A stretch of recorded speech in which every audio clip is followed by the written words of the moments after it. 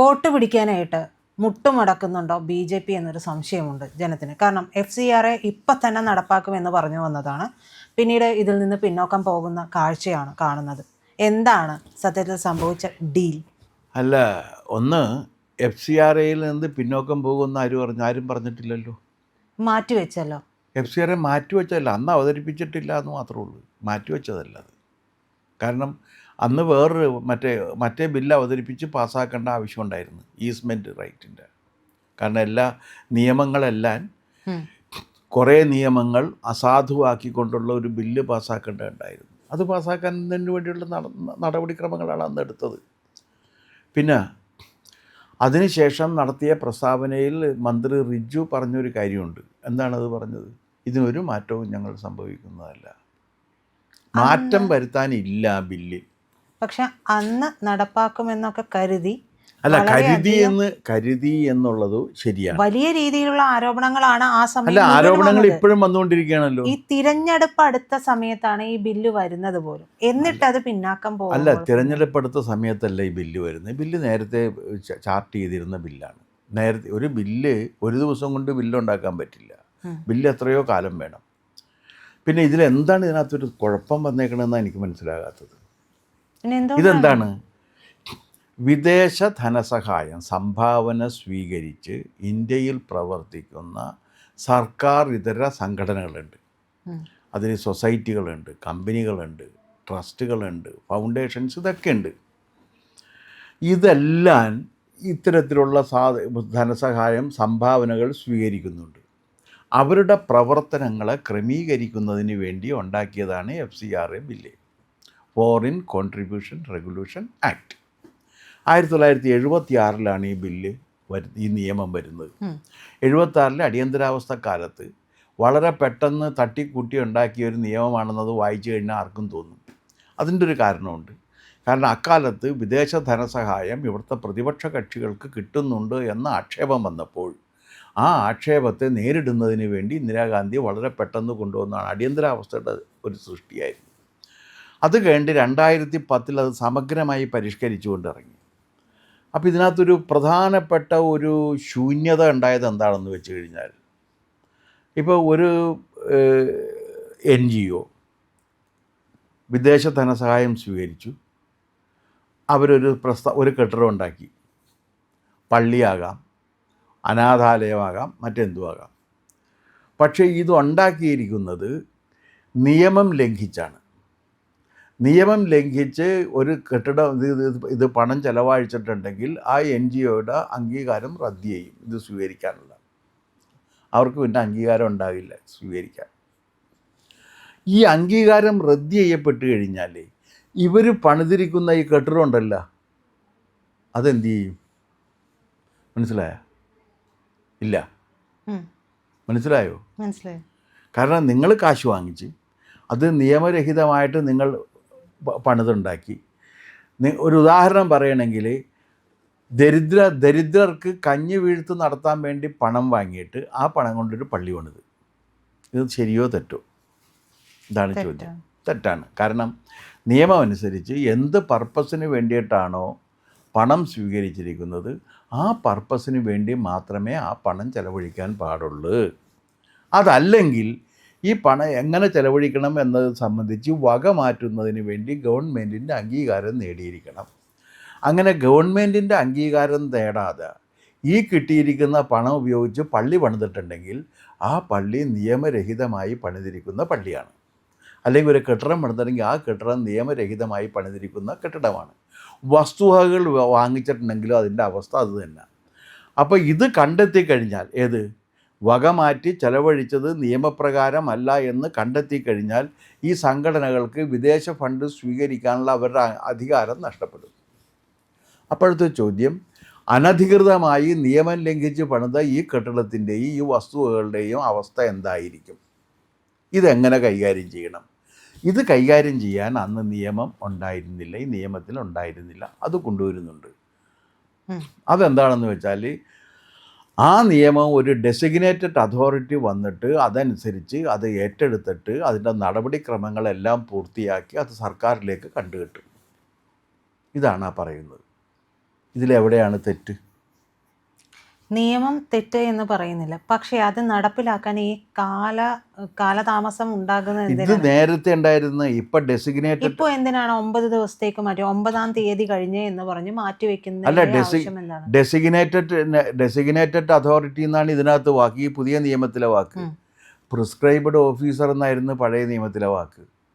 Prescribed ഓഫീസറും designated അതോറിറ്റിയും തമ്മിൽ ഒരു ബന്ധവും ഇല്ല, ഒരു വ്യത്യാസവും ഇല്ല. സർക്കാർ ഒരാളെ, അങ്ങനെയല്ലേ സർക്കാരിന് പ്രവർത്തിക്കാൻ പറ്റുള്ളൂ. സർക്കാർ അപ്പോൾ ഒരാളെ നിയമിക്കും, അയാൾ വന്ന ഉടനെ എടുക്കുകയല്ല, അയാൾ വന്ന് ഇതിൻ്റെ കാര്യങ്ങളൊക്കെ ചോദിച്ച് മനസ്സിലാക്കി നിയമം ലംഘിച്ചിട്ടുണ്ട് എന്ന് ബോധ്യപ്പെട്ട് കഴിഞ്ഞാൽ അത് ഏറ്റെടുക്കും. ഇനി പള്ളിയാണെങ്കിൽ ആ പള്ളി ഏറ്റെടുത്തിട്ട് ആ പള്ളിയിൽ ആരാധനാലയം നടത്താനും ആരാധനാ സ്വാതന്ത്ര്യങ്ങൾ നടത്താനും ഒക്കെ ഉള്ള മുഴുവൻ അവകാശം അവർക്കുണ്ടായിരിക്കും. പക്ഷേ ഉടമസ്ഥത സർക്കാരിനായിരിക്കും. മനസ്സിലായില്ലേ? കാരണം നിങ്ങൾ നിയമം ലംഘിച്ചതാണ്. നിയമം ലംഘിച്ച് നിങ്ങൾക്ക് ചെയ്യാനായിട്ടുള്ള അധികാരമില്ല. ഇത് ഏത് പർപ്പസിന് വേണ്ടിയാണ്, ഏത് ലക്ഷ്യത്തിന് വേണ്ടിയാണോ നിങ്ങൾ വിദേശ ധനസഹായം സ്വീകരിച്ചത്, ആ പണം അതിനു വേണ്ടി ചെലവഴിക്കാൻ പാടുള്ളൂ. അതിൽ അഭിപ്രായ വ്യത്യാസമുണ്ടോ? ഇല്ല. ഇല്ലല്ല, അതിൽ അഭിപ്രായ വ്യത്യാസമില്ല. അപ്പോൾ അങ്ങനെ ചെലവഴിച്ചിട്ടുണ്ടെങ്കിൽ അത് തെറ്റോ ശരിയോ? അത് തെറ്റാണ്. തെറ്റാണ്.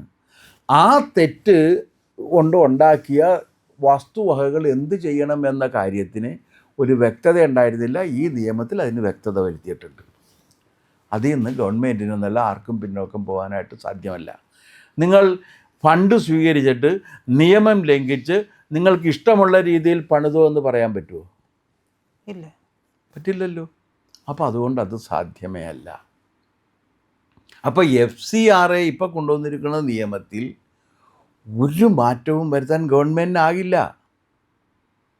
കാരണം ഈ നിയമം 1976 തുടങ്ങി ഉണ്ടാക്കി പല കാലങ്ങളിൽ പരിഷ്കരിച്ച് വന്നിരിക്കുന്ന രൂപമാണിത്. ഇനി നമുക്ക് ഈ ഇവിടത്തിലേക്ക് വരാം. ഇവരെന്തിനാണ് ഇതിനെ ഭയക്കുന്നത്? ഭയക്കുന്നതിൻ്റെ കാരണം എന്താ? ഈ FCRA സ്വീകരിക്കുമ്പോൾ വേറൊരു കാര്യമുണ്ട്. ആ നിയമം അനുസരിച്ച് ഫോറിൻ കോൺട്രിബ്യൂഷൻ സ്വീകരിക്കുമ്പോൾ മതപരിവർത്തനത്തിന് ഈ പണം ഉപയോഗിക്കാൻ പാടില്ല. ഒന്ന്, മതപരിവർത്തനത്തിന് വേണ്ടി ഉപയോഗിക്കാനേ പാടില്ല. രാഷ്ട്രീയ പ്രവർത്തനത്തിന് വേണ്ടി ഉപയോഗിക്കാൻ പാടില്ല. മാധ്യമ പ്രവർത്തനത്തിന് വേണ്ടി ഇത് ഉപയോഗിക്കാൻ പാടില്ല. തെരഞ്ഞെടുപ്പിന് മത്സരിക്കാൻ നിൽക്കുന്നവർക്ക് ധനസഹായം കൊടുക്കാൻ ഈ പണം ഉപയോഗിക്കാൻ പാടില്ല. ഇങ്ങനെ ഒരുപാട് വിലക്കുകളുണ്ട്. ഇനി അടുത്ത ചോദ്യം പോയിൻറ്റ് ബ്ലാങ്കിൽ ചോദിക്കാം. എന്താണെന്നറിയാമോ?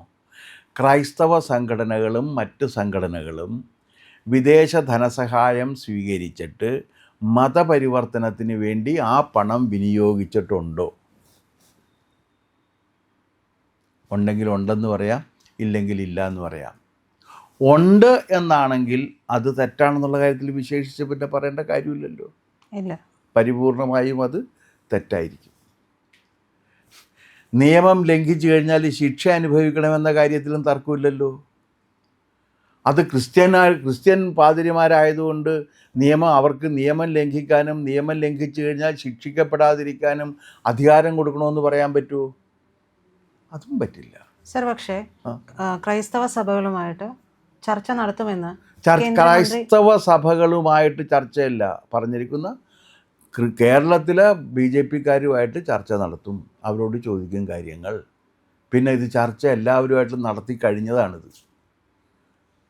മോദി അപ്പോൾ പിന്നാക്കം പോവില്ല ഈ കാര്യത്തിൽ?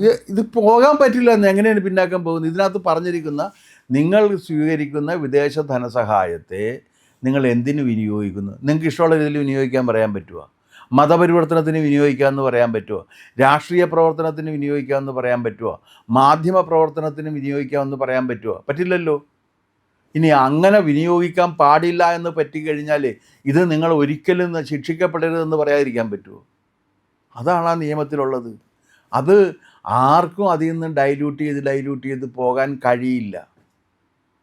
ഇനി നിയമത്തിൻ്റെ നടപടിക്രമങ്ങൾ വരുന്ന സമയത്ത് ഇവർക്ക് കേൾക്കാനുള്ള അവകാശം കൊടുക്കും. ആർക്കാണെങ്കിലും കോടതിയിൽ ഇവർക്ക് ചോദ്യം ചെയ്യാനുള്ള അവകാശമുണ്ട്. അതൊക്കെ ഉണ്ടല്ലോ.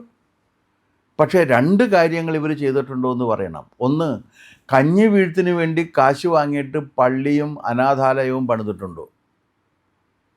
കൊമേഴ്സ്യൽ കെട്ടിടങ്ങൾ പണിതിട്ടുണ്ടോ? വ്യാപാര ആവശ്യത്തിനുള്ള കെട്ടിടങ്ങൾ പണിതിട്ടുണ്ടോ? ഇങ്ങനെ പണിത കെട്ടിടങ്ങൾ വാടക കൊടുത്ത് പണം ഉണ്ടാക്കുന്നുണ്ടോ? അതൊന്നാമത്തെ ചോദ്യം. 2, വിദേശ ധനസഹായം സ്വീകരിച്ചിട്ട് മതപരിവർത്തനത്തിന് ആ പണം ഇന്ത്യയിൽ എവിടെയെങ്കിലും ഉപയോഗിച്ചിട്ടുണ്ടോ? ഇത് 2 ഇല്ല എന്നുണ്ടെങ്കിൽ ക്രിസ്ത്യാനികൾക്ക് പേടിക്കേണ്ട ഒരു കാര്യവുമില്ല. ഉണ്ട് എന്നാണെങ്കിൽ അതിന് നടപടി വേണ്ടേ? അതാണ് ഈ നിയമം. പ്രിയപ്പെട്ട പ്രേക്ഷകരെ, ഞങ്ങൾ ഇന്ത്യ ലൈവ് പതിവ് പോലെ നമ്മൾ പറയുകയാണ്, മാധ്യമങ്ങളിൽ വരാത്ത, മറ്റു മാധ്യമങ്ങൾ പറയാത്ത വാർത്തകളാണ് നിങ്ങളുടെ മുന്നിലേക്ക് കൊണ്ടുവരുന്നത്. ഇത് പറയാൻ ഞങ്ങൾക്ക് പ്രേരണയും ശക്തിയും നിങ്ങളാണ്. നിങ്ങൾ ഞങ്ങളുടെ കൂടെ ഉണ്ടാവണം. ഞങ്ങളുടെ ചാനൽ സബ്സ്ക്രൈബ് ചെയ്യണം. നമുക്കൊരു ചാനൽ കൂടിയുണ്ട്, C4N, C4N മലയാളം. നമ്മൾ ഈ തെരഞ്ഞെടുപ്പൊക്കെ ആയതുകൊണ്ട് കൂടുതൽ വാർത്തകൾ നമ്മുടെ ഈ പ്ലാറ്റ്ഫോമിൽ തന്നെ കൊടുക്കാൻ കഴിയാത്തതുകൊണ്ടാണ് C4Nൽ പുതിയ വാർത്തകൾ കൊടുക്കുന്നത്. അപ്പോൾ ആ ചാനലും കൂടി ഒന്ന് സബ്സ്ക്രൈബ് ചെയ്യണം. ഇന്ത്യ ലൈവ് ഉറപ്പായിട്ടും ചെയ്യണം.